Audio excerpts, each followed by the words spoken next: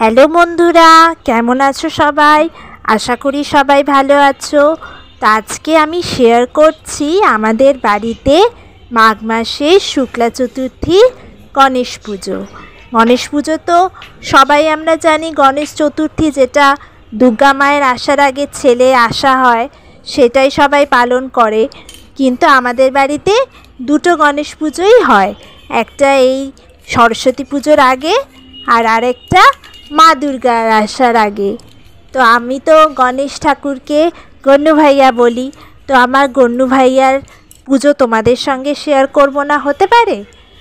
সরস্বতী পুজোর ব্লগটা নিশ্চয়ই আসবে। আজকে সবাই ভাবছিলে নিশ্চয়ই সরস্বতী পুজোর ব্লগ আসবে, কিন্তু আমি আমার গণ্যু ভাইয়ার ব্লগ তোমাদের সঙ্গে শেয়ার করলাম। দেখো মা কীভাবে পুজো করে। গণ্যু ভাইয়া জানো তো আমার জন্য খুব লাকি।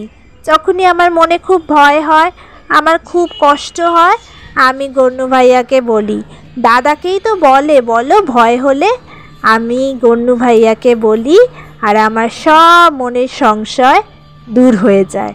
তো দেখো মা কিভাবে পুজো করে, আশা করি তোমাদের ভালো লাগবে।